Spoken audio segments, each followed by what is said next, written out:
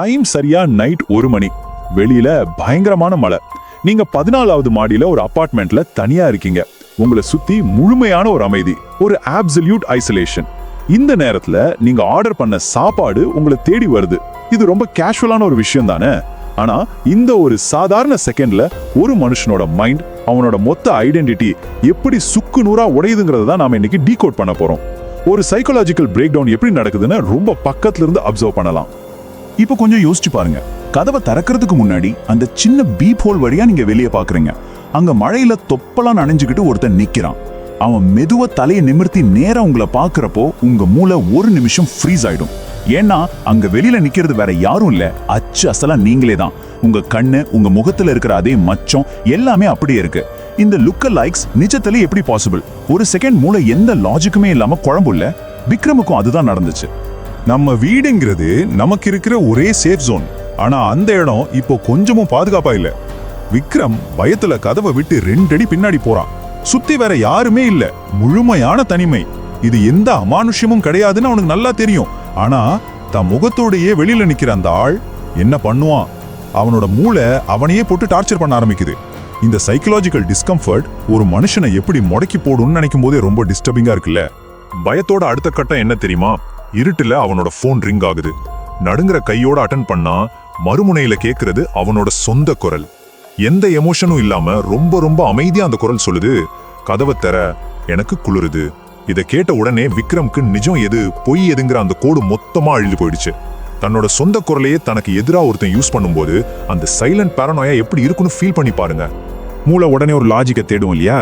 யார் நீ அப்படின்னு போன்ல கேட்டுக்கிட்டு டெலிவரி ஆப் ஓபன் பண்ணி ஜிபிஎஸ் லொகேஷனை பார்க்கறான்.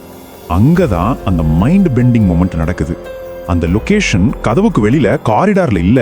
அந்த ப்ளூ கலர் டாட் விக்ரம் நின்னுகிட்டு இருக்கிற அதே ஹால்குள்ள துல்லியமா அவன் மூச்சு காத்து படுற தூரத்துல பல்ஸ் ஆகிட்டு இருக்கு. வெளியில அவனோட முகம், ஆனா டிஜிட்டலா அவன் வீட்டுக்குள்ளேயே. யாரோ அவனோட ஐடென்டிட்டியை மொத்தமா திருடுறாங்களா? அவனோட ஐம்புலன்களும் அவனை ஏமாத்துது. இந்த அதிர்ச்சியை தாங்க முடியாம விக்ரமோட மூளை கண்ணா பின்னான காரணங்களை தேடுது.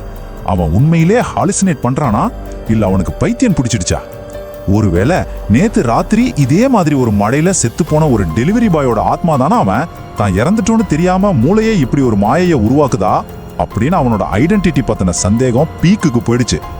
ஆனா இங்கதான் நாம கொஞ்சம் நிதானிக்கணும். இது எந்த மாயையும் கிடையாது, இங்க பேய்களும் இல்ல. விக்ரம் இப்போ ஃபேஸ் பண்ணிட்டு இருக்கிறது 100% நிஜம்.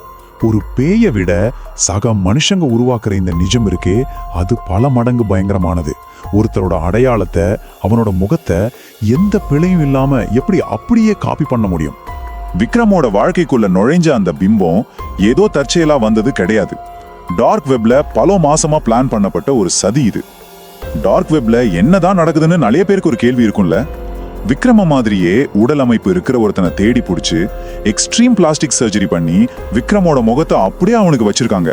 இது வெறும் பணம் திருடுற கேஸ் இல்ல. ஒரு மனுஷனோட ஒட்டுமொத்த அடையாளத்தையும் அவன் வாழ்ற வாழ்க்கையும் மொத்தமா ரீப்ளேஸ் பண்றதுக்கான ஒரு ஐடென்டிட்டி ரீப்ளேஸ்மெண்ட் மாஸ்டர் பிளான். இது ஓவர் நைட்ல நடந்த ஒரு விஷயம் கிடையாது. பல மாசங்களுக்கு முன்னாடியே டார்க் வெப்ல இதுக்கான முதல் டிரான்சாக்ஷன் நடந்திருக்கு. சில வாரங்களுக்கு முன்னாடி அந்த முகமாற்று அறுவை சிகிச்சையும் சக்சஸ்ஃபுல்லா முடிஞ்சிருச்சு. இன்னைக்கு நைட் நடக்கிற இந்த டெலிவரி ஜஸ்ட் ஒரு டெஸ்ட் ரன்.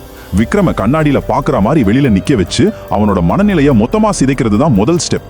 நாளைக்கு விக்ரமன் ஒருத்தன் இருந்தா அப்படிங்கிற எந்த சுவடும் இல்லாம அந்த வாழ்க்கையா அப்படியே அவனுக்கு மாற போகுது. அவனோட வாழ்க்கையை ரீப்ளேஸ் பண்ண திட்டமா இது.